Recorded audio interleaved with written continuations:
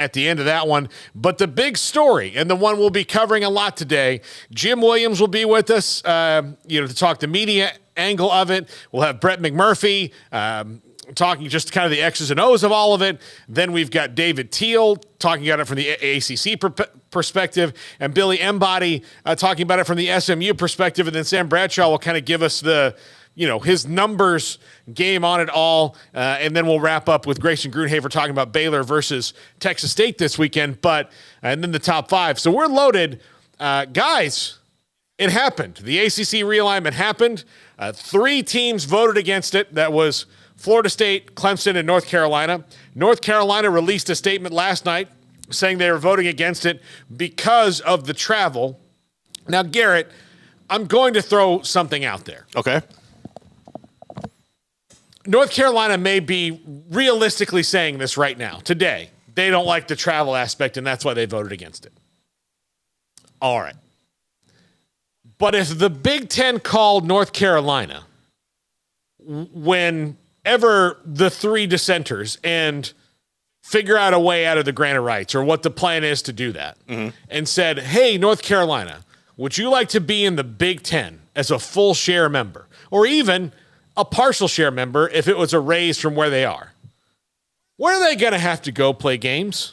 That would be USC, that would be Oregon, Washington, and UCLA. Yeah, so they will still have to go out there and do that if they joined another conference. Like I said, I might believe them a little bit today because they're trying not to show all their cards. But believe you me, Florida State and Clemson didn't vote against this because of the travel. They voted against it because they've been one of them has been pretty adamant about it. The other one agreed with them back in the spring, but now is letting Florida State be the loud guy at the bar saying all this. Those 3 voted against it because they've got other plans. That's why they voted against it.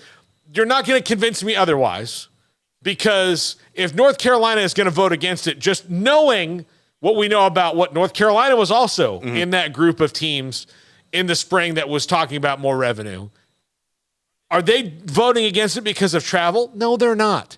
They're voting against it because they have other plans, just like the other 2 do. And that's fine.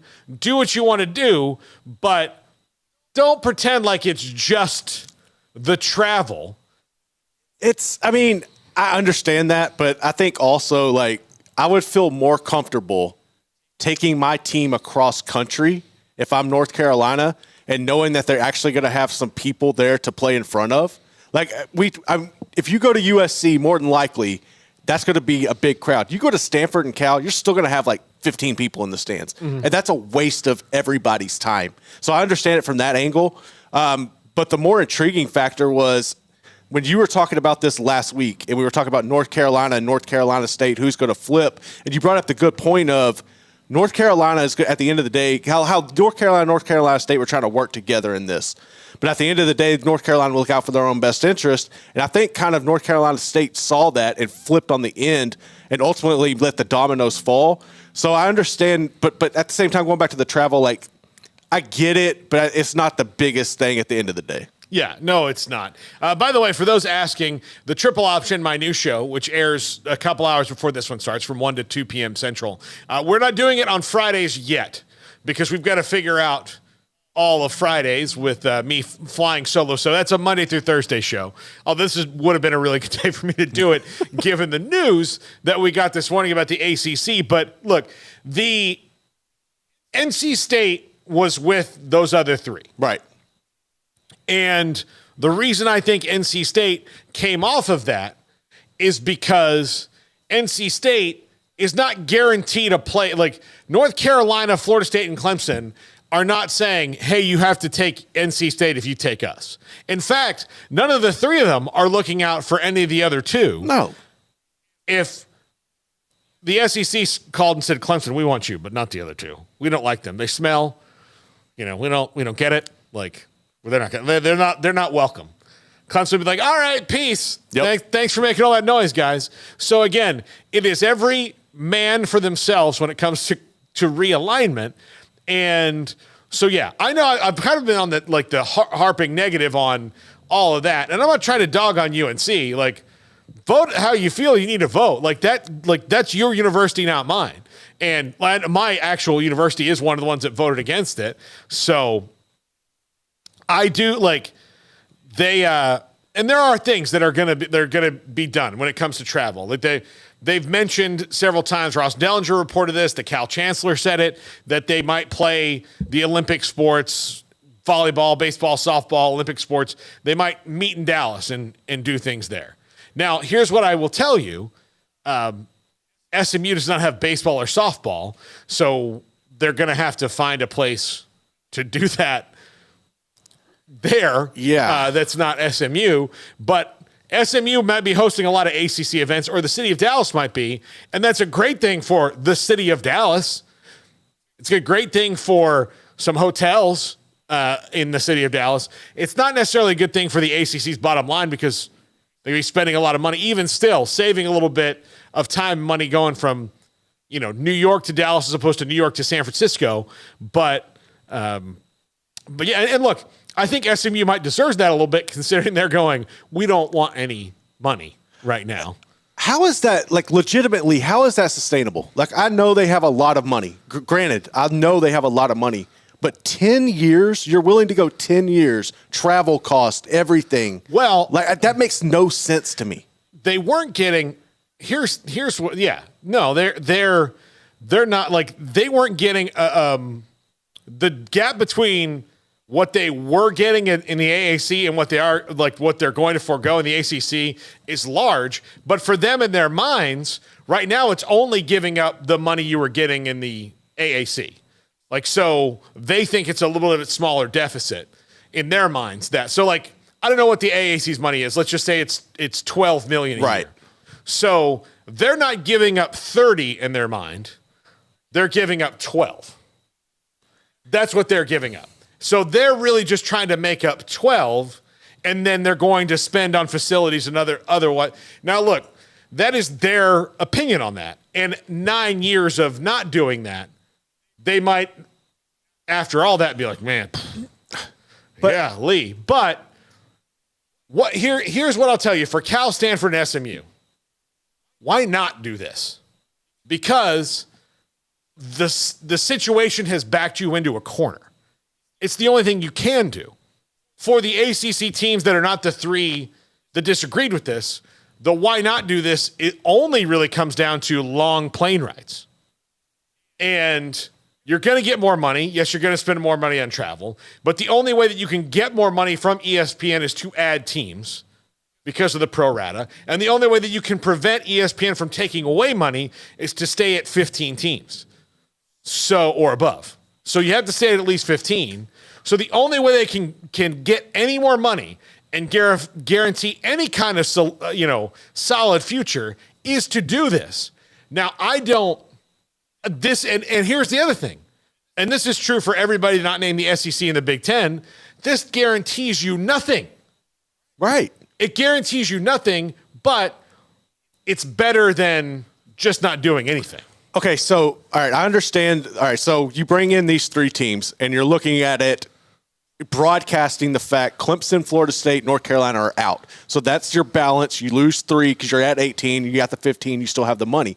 But when you lose those 3, you lose your 3 top dogs. You mean to tell me nobody else is going to bolt and you're not going to lose the money? Here's what I'll tell you on that. There's not, after those 3, a lot of people who would be guaranteed a home, which is one of the reasons that NC State had to be like, wait a minute. And look, I think if you were talking about the Big 12, like going to 20 teams, like obviously everybody's going to wind up probably doing, then NC State really fits well with Louisville. The Big 12. Louisville, Pitt, NC State. They fit really well with that down the line. But again, they can't really worry about down the line, especially if you're Cal, Stanford, and SMU. You have to worry about now, and now this is the only way to do it. So down the line, you can try, hope that these things work out for you. But yeah, look, if Florida State, Clemson, and North Carolina find their way out of the league, that league's in trouble. Right. But again, where is everybody else can't just go somewhere, because the reason that it's only a few teams that are valuable is that there's only those few teams. So the ACC would be very much like the Big 12. Look, if those teams left and say the ACC and Big 12, it's not the Super League, it's just those teams leave, maybe one other, and they add somebody because the ACC could easily add somebody else in the interim or in the aftermath of that to keep them at 15. So if they lost 4 teams, let's just say for academic purposes, it's Miami. Because I would think that'd be the most likely. Yeah, they're the wild card. They're a wild card in this. But say Miami goes to those other 3 and leaves in whatever time period that is.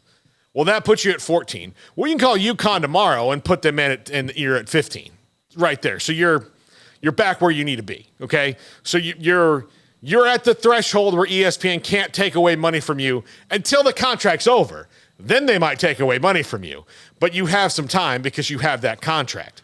So you can still stay together and those teams go off and then you're still the ACC. And then you have essentially the same situation the Big 12 had where the 2 teams that have won your league the most are gone. And then it's kind of wide open for everybody to win it. And it's a restart. It's just, that would be the phase of if those 3 teams, if any teams leave the ACC, that's the death knell of maybe everything. Because that means the plug has probably been pulled on keeping it together in any kind of fashion that's close to what we know now. Do you see a situation, because you mentioned Miami there and the academic prowess and them leaving, and given the ACC as a whole, it's more so they look at academics a little differently. Do you see a scenario where it's 2030 or something and it falls apart, Miami bolts?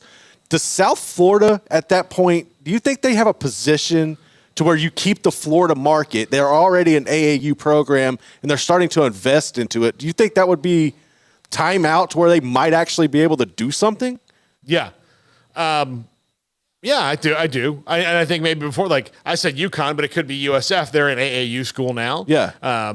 They're building a new on-campus stadium if they can get the money approved and all that. So I think USF. There are schools that are trying to do what Houston, Cincinnati, and UCF did. Yeah, they laid the blueprint. And SMU, but they're way behind on doing it. They're a little bit behind. So we'll see what happens there. Got 2 super chats.